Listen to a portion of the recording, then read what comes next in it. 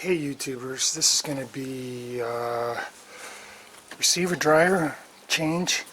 This is an '09 Enclave, Buick Enclave.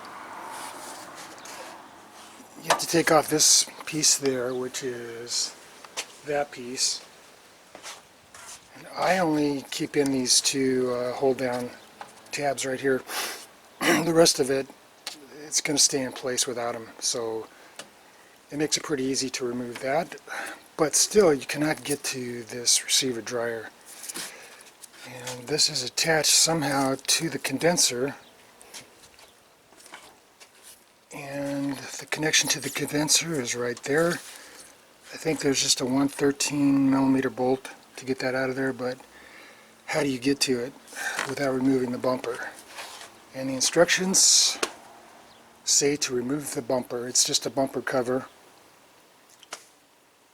And I think you have to remove these four, this here, which looks like a T20 Torx, and this one here.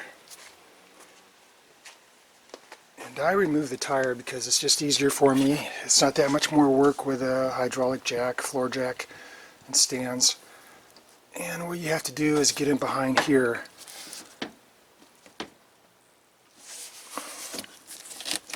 See if I can get a light in there.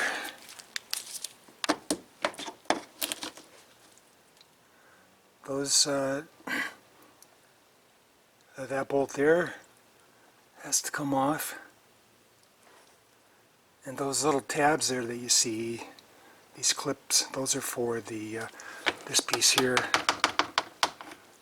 They come up from underneath and go through there, so you're going to have to remove that. Those look like 8 millimeter. And I think that's it. And I'm not going to show the other side, just the one side here.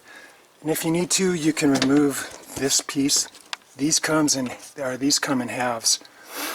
You just take off, I don't know, maybe 6 or 8 of these clips here, and this piece pulls out of there. But I don't think you really need to do it for this. See how it goes. Alright, these little screws here turned out to be just Phillips heads. Like this here. Look like they were Torx, but a lot of the different cars, Acadia, Traverse, they have T20 Torx or something like that. But same thing, even on these are all Phillips on mine, but they're Torx on other cars. Now, one of the reasons for taking the tire off is because this mold piece right here is held in by some clips that have 2 prongs on them, and you have to squeeze them together so they'll pop out without breaking them. I don't know if you can see it. Let's see if the light's on there. Up. So I kind of had it already out, but sprayed some WD-40 on there too, just to make it a little slick so it doesn't break those tabs.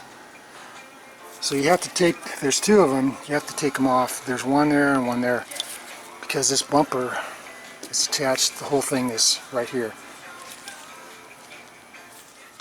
Well, I ended up taking off this piece here, except for that, it's 2 clips there, because there's too much, trying to push that out of your way the whole time while you're working inside is just stupid.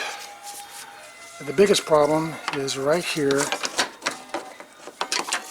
There's 3 screws. I'm not sure if this is right, but I think this goes on the inside of here. And this piece here is screwed into this piece. 3 screws. This one here is not so bad, but these 2, especially the top one here, they're 7 millimeter. And of course, I have not even seen a 7 millimeter with a ratchet head on it. Maybe they have them. Okay, it's finally off, but that was a real bitch. These stupid asshole engineers, they just piss me off, man. They put on this bracket here, which attaches, so it's a plastic piece, but it attaches this piece to the fender that's on the car. And they've got a screw here, 7 millimeter, screw here, 7 millimeter, and one here. and you can't get a socket or anything on there, all you can do is get a flat wrench in here, and the headlight's in the way and all this stuff.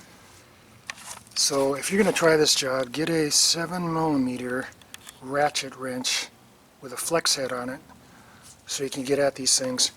But there may be an easier way or a different way.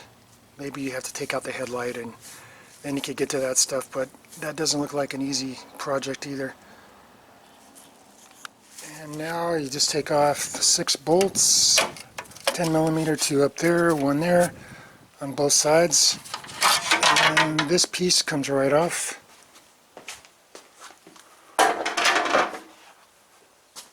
And what you have to do is get to the bottom of this piece here. So I'm going to have to end up taking off this condenser. Looks like to me. So that, I think that's 13 maybe. Take that off. And looks like it might just come off with these clips by collapsing them. Yeah, this was just a 13mm nut there, so that came off easily. And this came off easily. It just squeezed this top piece in there, and that pulls right off both sides. There's these clips here that are the pain in the ass to get off, so I'm not sure the right way to get those off, but I take a tool like this, come in behind it, and pull up a couple of these things, and then they came off. That gets rid of this part, and then what I have to do now is take out these 3 bolts here, and I mark this just to make sure I get it back in the right spot in case that's important, which I think it might be. And then this should just lift right out. Finally got it out. What you have to do is, there's another one of those damn piece of shit little star things right there. There's another one in the center that up here, I didn't even want to mess with it. But you can get that one off and then pull this out. This piece here holds on to this bottom thing there somehow. Can't really see it, but anyways, that's out. And now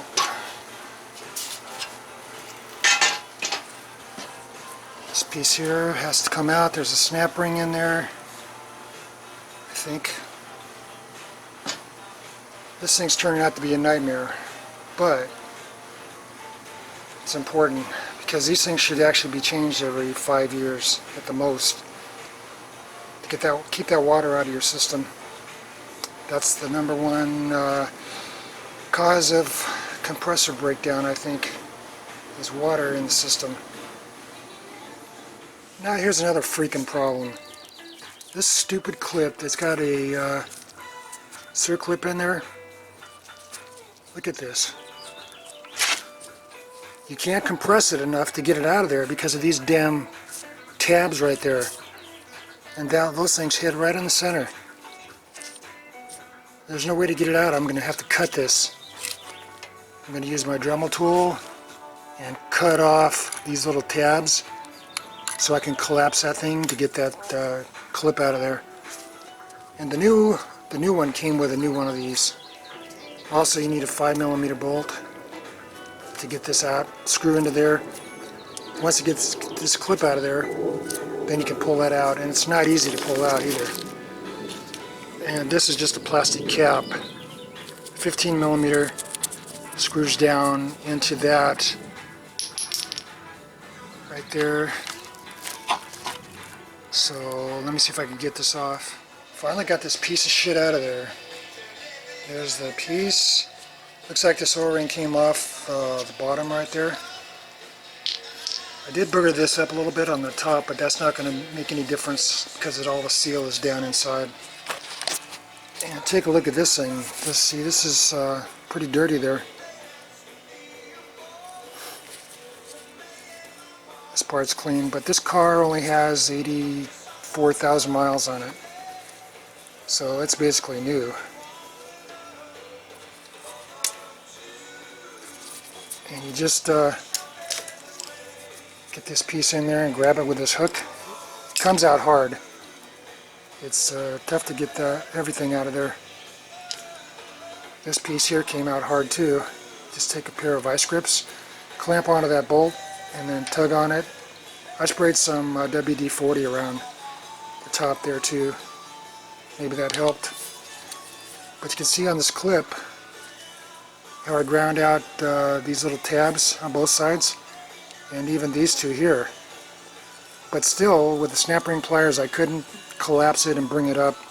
What I had to do was just get in there with one of these tools and pull on one piece, and then I got a small screwdriver like this one here underneath that piece, and then pried it up. And this thing's meant for destroying. This is not meant to be reused. Like I said, I have a new one of these, a new top, new O-rings, and a new one of these in the kit. Alright, that's about all I'm going to show. If you've done this job, or if you can do this job, you can figure this rest of this stuff out. It's just a reverse. You see, there's the clip, and that piece, 2 O-rings. Looks like that broke off there, doesn't it? Crap. Well, anyways, this thing does collapse. When you put this in, this will go down a ways. I'm not sure how much, but it does go down a little bit to give you some room there at the top. Well, good luck if you want to do this job. But you know, it's either do this job or have your compressor fail, and then you've got to do it anyways. So hopefully my compressor will last another 10 years if I do this job. That's what I'm hoping.